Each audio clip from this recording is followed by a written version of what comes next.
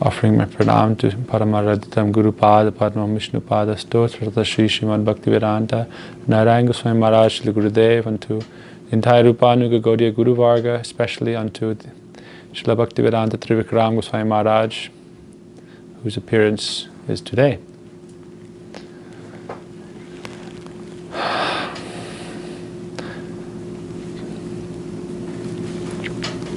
To understand the glories of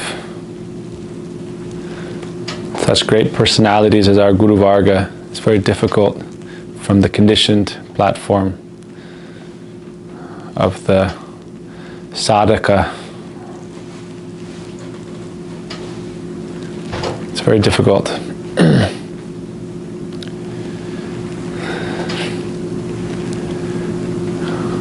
The devotees give the example of when we're on a lower dimension, it's not easy to comprehend what is on a higher dimension.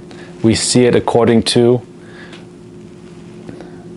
our level, even though it's something so much grander.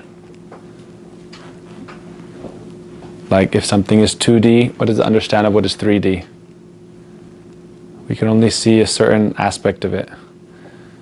But yet, Krishna and his associates are very merciful that they appear in this world and perform human-like pastimes. They're super mundane. Ati martya charitraya. Charitraya means their pastimes are ati martya, beyond what is common, spectacular. They're spectacular. But at the same time, they're relatable because they go through difficulties, they struggle, they suffer, they face great odds, adversity. And they also show so much human sweetness, softness. But how they are in the spiritual world, until we really go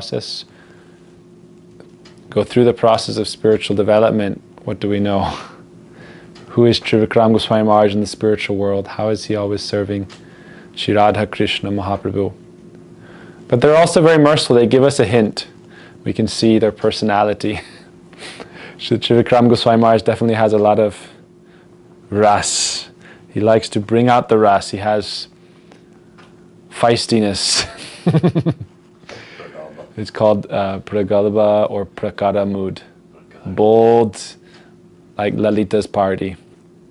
Srila Gurudev could joust with him as brothers. So we see in his life, especially with Srila Gurudev, Trivikrama Goswami Maharaj and Gurudev would always be jousting.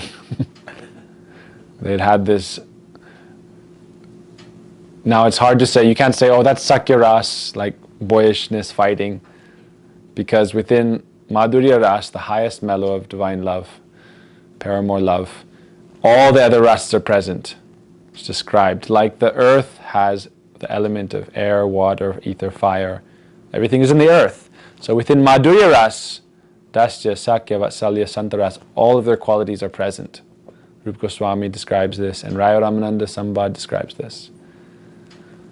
But still, they have some Virya Ras, some kind of chivalry mood. It's described that Gurudev and Trivikrama Goswami Maharaj would argue so much, and then, vehemently. And then they would sit down and take prasad, eating off the same plate, like brothers. Sometime they would go for arbitration to Srila Vaman Goswami Maharaj. Please resolve the conflict. And he would very peacefully settle the debate.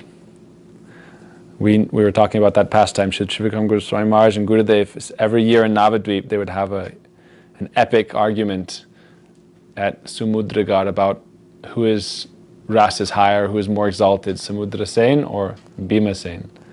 And this would go on and on and on and back and forth.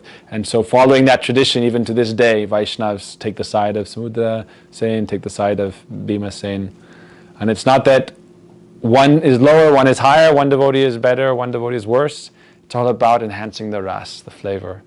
Krishna in the spiritual world, it's described that Radharani and there's so many Chandravalis parties separate, Radharani's party separate, other parties separate, and they will abuse each other even.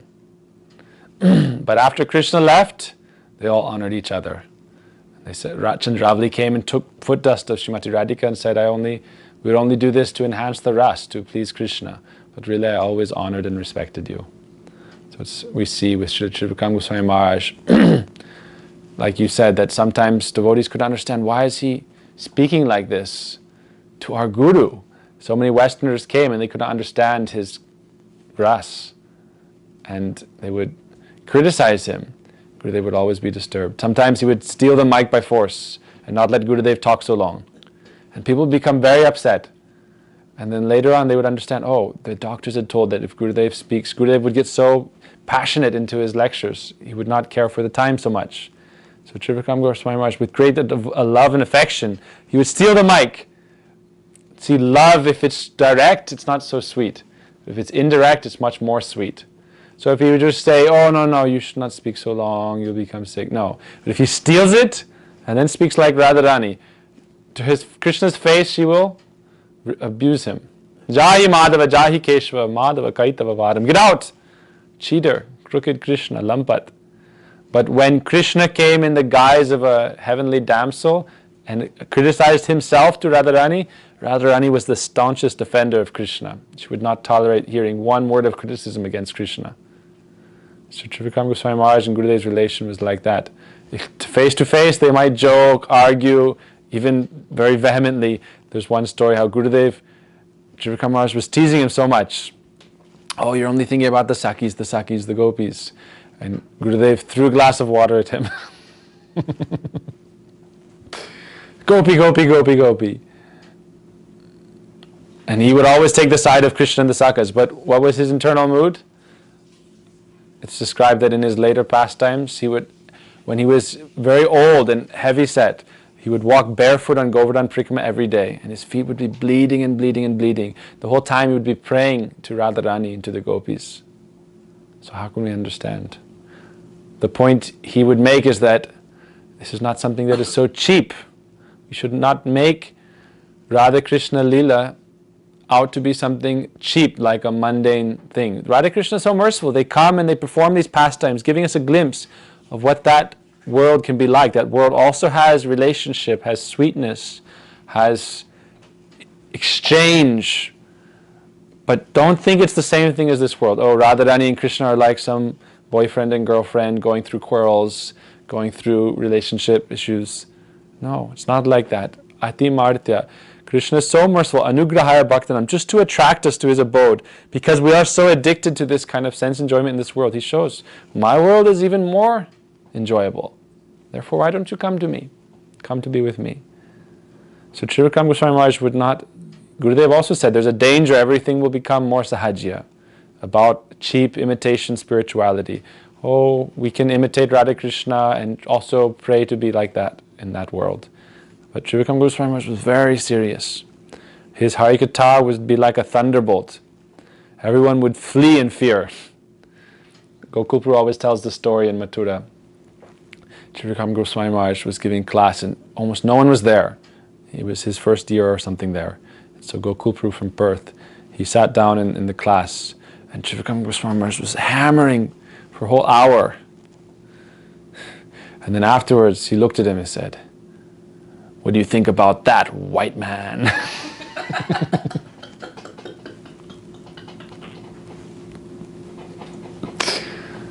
Can you handle it? You know, we want things to be very soft and sweet. You know, you look at many gurus, very slow, very soft, baby food.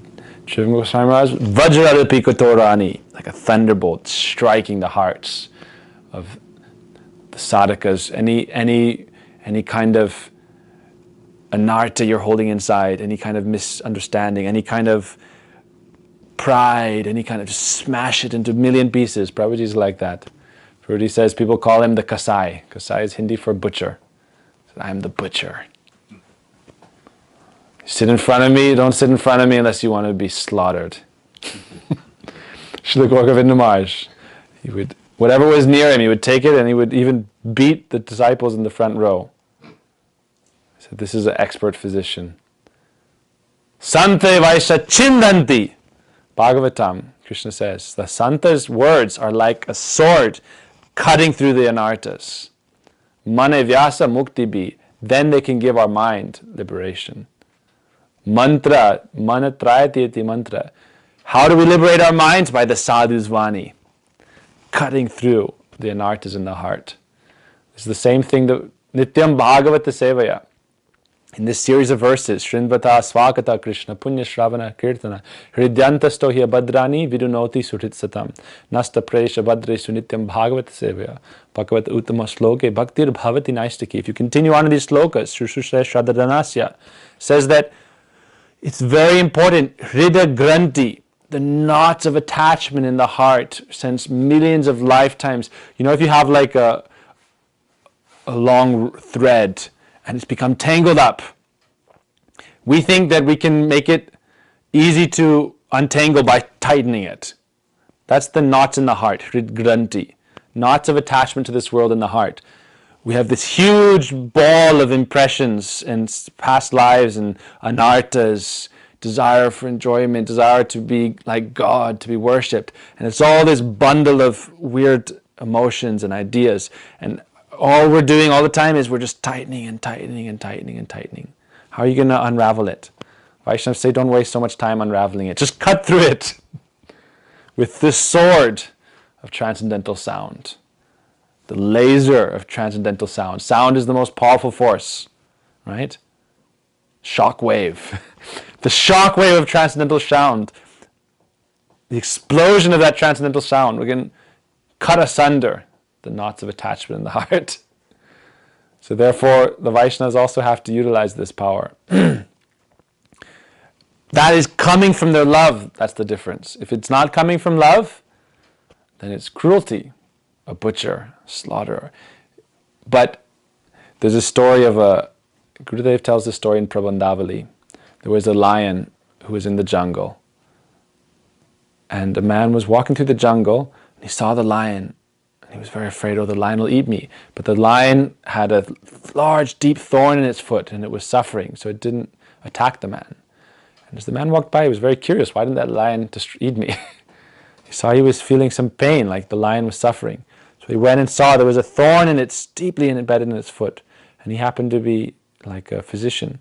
So he very nicely removed it, gave ointment, herbs on it, bandaged it, also showed affection to the lion, petted it, because it's painful when you're getting surgery, stroked the lion, and then went on his way.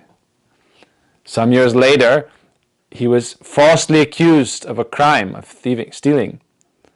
And he was imprisoned, and the punishment was that he would be mauled to death by a lion for the entertainment of the subjects of the king. It's like 2 birds for 1 stone.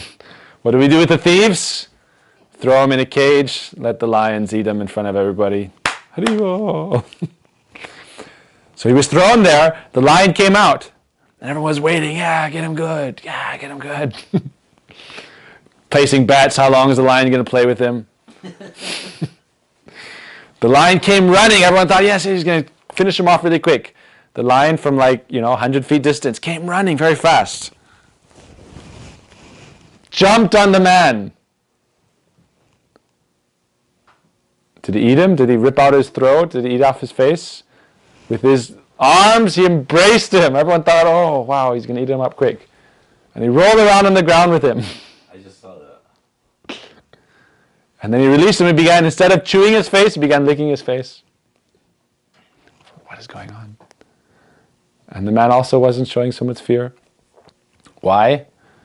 He was that lion who he had saved.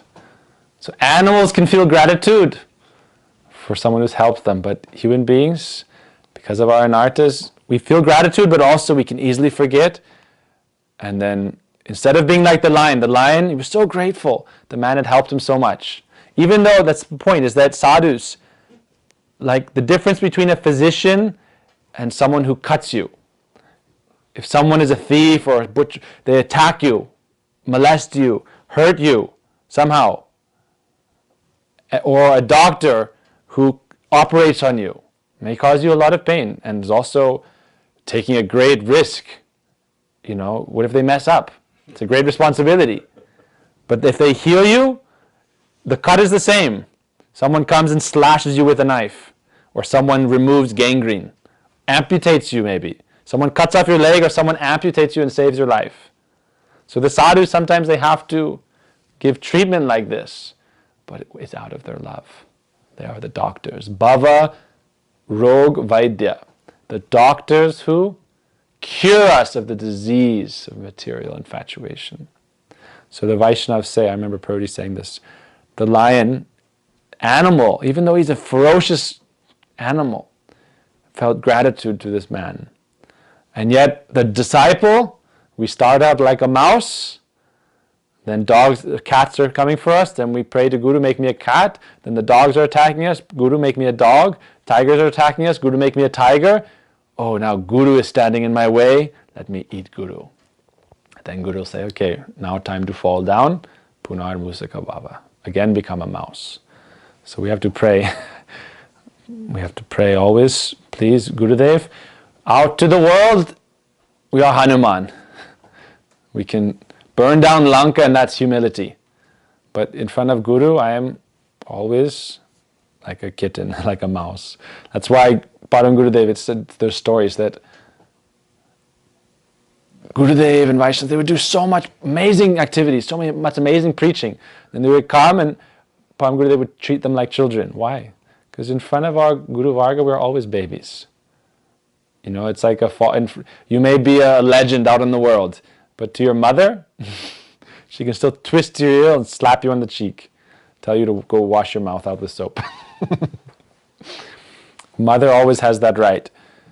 So with the Vaishnavas, we always pray and we always remember them with this sense of deep, deep gratitude, remembering their pastimes with so much honor and respect. So I was thinking of a few pastimes of Srila Trivikrama Goswami Maharaj to share. I'll just get a drink of water really quick.